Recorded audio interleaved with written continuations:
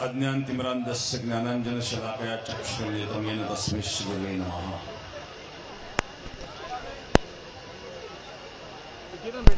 छत्रपती संभाजी महाराज बलिदान दिन वर्ष 336 या निमित्ताने उपस्थित माननीय उपमुख्यमंत्री एकनाथजी शिंदे साहेब, हरिभक्तपरायण पुरुषोत्तम महाराज मोरे, देव संस्थान अध्यक्ष हरिभक्तपरायण माणिक महाराज मोरे, संत तुकाराम महाराज पालखी प्रमुख हरिभक्तपरायण अक्षय महाराज भोसले, शिवसेना वारकरी आघाडी प्रमुख हरिभक्तपरायण सोपान महाराज भंडारे, धर्मवीर संभाजी महाराज ट्रस्ट अध्यक्ष माननीय श्री मिलिंदजी एकबोटे, अध्यक्ष गोरक्षक आघाडी महाराष्ट्र माननीय आमदार माऊली बाबा कटके, माजी खासदार आढळराव पाटील, त्याचप्रमाणे श्री माऊली भंडारे, सरपंच वळू बुद्रुक, परिसरातील सर्व तरुण मंडळ, अखिल वारकरी गुरुकुल संप्रदाय वारकरी, सर्व युवक मंडळ, तरुण मंडळ, इलेक्ट्रॉनिक मीडिया, प्रिंट मीडिया, सर्व पत्रकार बंधू भगिनींनो, छत्रपती शिवाजी महाराज की, छत्रपती संभाजी महाराज की। धर्मवीर छत्रपती संभाजी महाराज यांचा आज बलिदान दिन आहे। धर्माकरता ज्यांनी बलिदान केलेलं आहे,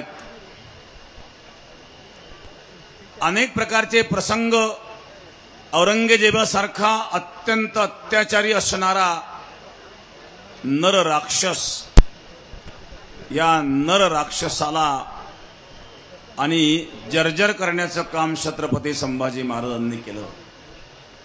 छत्रपती शिवरायांच्या नंतर औरंगजेबाला असं वाटलं होतं की आता हा दक्षिण भारत आपल्या ताब्यात येईल, परंतु संभाजी महाराजांच्या पराक्रमाने हा औरंगजेब जर्जर झाला। अतिशय अन्यायी अत्याचारी असणारा औरंगजेब, ज्यांनी स्वतःच्या बापाला कैद केलं, ज्यांनी स्वतःच्या भावाचं शिर कापलं, अशा प्रकारे नीच प्रवृत्तीचा असणारा हा औरंगजेब, या औरंगजेबाला रंजिस आणण्याचं काम छत्रपती संभाजी महाराजांनी आपल्या पराक्रमाने केलं। 5 लाखाचं सैन्य ज्याचं होतं आणि हजारोंच्या संख्येत असणारे मावळे, आणि त्या मावळ्यांनी 5 लाखाचं सैन्य असणाऱ्या या औरंगजेबाला आणि त्याचा मनसुबा पूर्ण करून दिला नाही। हे मराठ्यांचं, हे मावळ्यांचं वैशिष्ट्य आहे। आणि छत्रपती शिवरायानंतर संभाजी महाराजांनी आपल्या पराक्रमाच्या बळावर त्याला एका जागेवर खिळून ठेवण्याचं कार्य केलेलं आहे। आज धर्मवीर छत्रपती संभाजी महाराज यांच्या या बलिदान दिवसाच्या निमित्ताने पुरस्कार वितरण जे या ठिकाणी केलेले आहेत, छत्रपती संभाजी महाराजांच्या नावाने आम्हाला देखील पुरस्कार आपण दिला। साधू संतांचं जीवन हे पुरस्काराकरता नसतं, एक साधू संतांचं जीवन हे त्यागमय असतं। धर्माचे पालन करणे पाखंड खंडन हेच आम्हा करणे काम, ब्रीद वाढवावे नाम। धर्माचं पालन करणं, पाखंडाचं खंडन करणं हे तर आमचं कार्य आहे। हे संत एक कार्य करीत असताना त्या कार्याला सहकार्य करण्याकरता राजसत्ता त्याबरोबर असणं गरजेचं असतं। आणि मी या ठिकाणी स्वाभिमानाने सांगेल की अशा प्रकारे धर्म कार्याला पुढे आणण्याकरिता या ठिकाणी माननीय महाराष्ट्र राज्याचे उपमुख्यमंत्री शिंदे साहेब ही एक महान व्यक्ती या ठिकाणी उपस्थित आहे। मी आपल्याला स्वाभिमानाने आणि आवर्जून सांगेल की योगीराज सद्गुरू गंगागिरी महाराजांच्या 177व्या अखंड हरिनाम सप्ताहामध्ये जे काही आमचं वक्तव्य समोर आलं आणि त्यातून संपूर्ण देशामध्ये काही अराजक तत्वांनी अराजकता माजवण्याचा प्रयत्न केला, पण अशा वेळेला माननीय शिंदे साहेब त्या ठिकाणी व्यासपीठावर आले आणि व्यासपीठावरून सांगितलं की महाराष्ट्रामध्ये हे जे सरकार आहेत हे संतांच्या आशीर्वादाने असणारं सरकार आहेत आणि संतांच्या केसाला सुद्धा धक्का लागू देणार नाही, हे वक्तव्य करणारी प्रथम व्यक्ती कोणती असेल तर माननीय शिंदे साहेब. एक राज्याचा मुख्यमंत्री ज्यावेळेला अशा प्रकारे शब्द बोलतो त्यावेळेला निश्चित त्याचा प्रभाव समाजावर पडतो. आज माननीय शिंदे साहेबांच्या उपस्थितीमध्ये हा कार्यक्रम पार पडतोय. साधू संत यांच्यावर भय नावाचा दोष नसतो. ज्यावेळेला आमचं वक्तव्य आलं आमच्यावरही दबाव आणण्याचा प्रयत्न झाला, परंतु कोणी निंदा करेल, कोणी स्तुती करेल, धन येईल जाईल, कुठलीही परिस्थिती निर्माण झाली तरी मनुष्याने सत्याचा आणि धर्माचा मार्ग सोडू नये.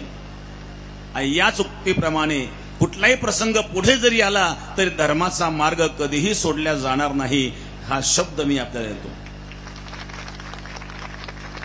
सिरतन से जुदा आमच्या विरोधामध्ये वक्तव्य झालं, परंतु संन्यासाचा मूळ उद्देश हा असतो की संन्यास दीक्षेमध्ये स्वतःचं पिंडदान स्वतःच्या हाताने केलं जातं. ज्यांनी स्वतःच्या हाताने स्वतःचं पिंडदान केलेलं आहे त्याला आणखी वेगळं होण्याचं काय किंवा काही वाटोळं होण्याचं काय राहिलं बरं.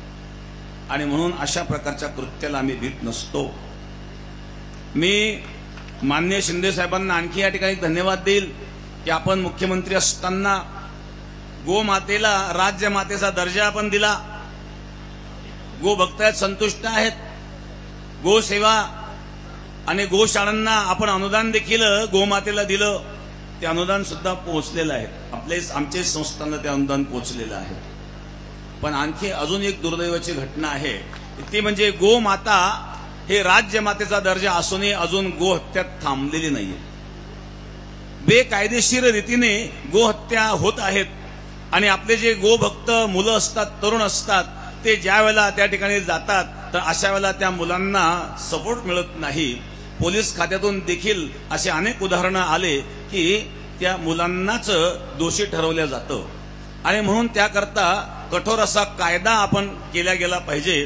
राज्य सरकारने कठोर कायदा केला पाहिजे की गो हत्या करणारावर आणि कठोर कारवाई जर झाली तर ही गोहत्या बंद होऊ शकते. आपण फार मोठं कार्य हे केलेलं आहे, पण अशा प्रकारे अजूनही यावर काम करण्याची आवश्यकता आहे आणि निश्चित आपलं सरकार ते काम करेल याचा आम्हाला आत्मविश्वास आहे. आज छत्रपती संभाजी महाराज यांच्या बलिदान दिनी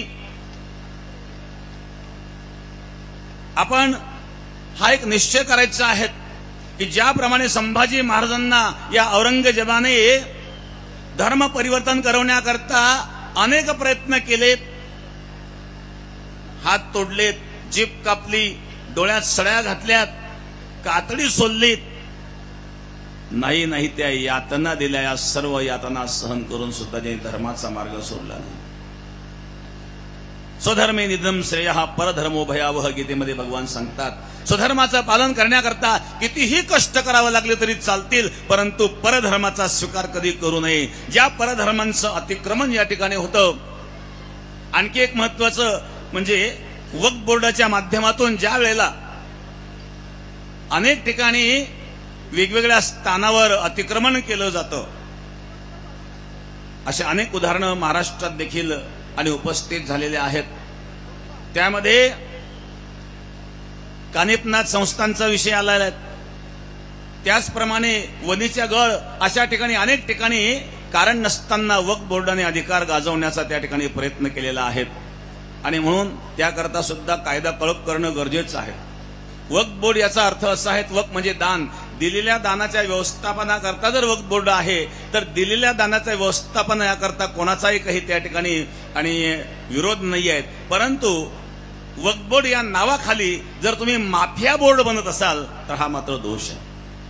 आणि म्हणून अशा बाबतीमध्ये सुद्धा कडक कायदे होणं गरजेचं आहे की जेणेकरून हा संघर्ष टळेल.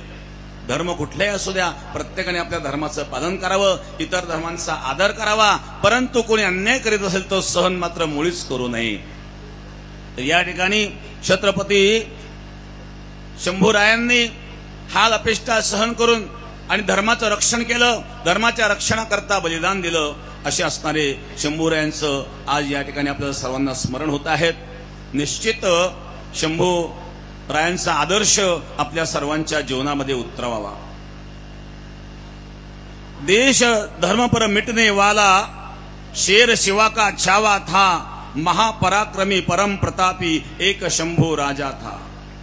तेज पुंज तेजस्वी आंखें निकल गई पर झुका नहीं, दृष्टि गई पर राष्ट्रोन्नति का दिव्य स्वप्न तो मीटा नहीं.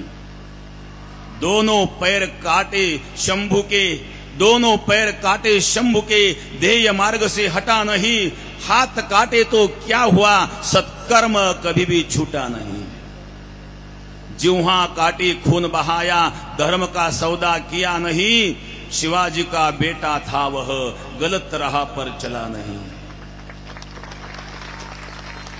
300 साल बीत गए अब शंभू के बलिदान को. कौन जीता कौन हारा पूछ लो संसार को. कोटि कोटि कंठों में तेरा जय जयकार है, आज जय जयकार है. अमर शंभू तू अमर हो गया, तेरा जय जयकार है. मातृभूमि के चरण कमल पर जीवन पुष्प चढ़ाया था. है दूजा दुनिया में कोई जैसा शंभू राजा था. छत्रपति धर्मवीर संभाजी महाराज की जय.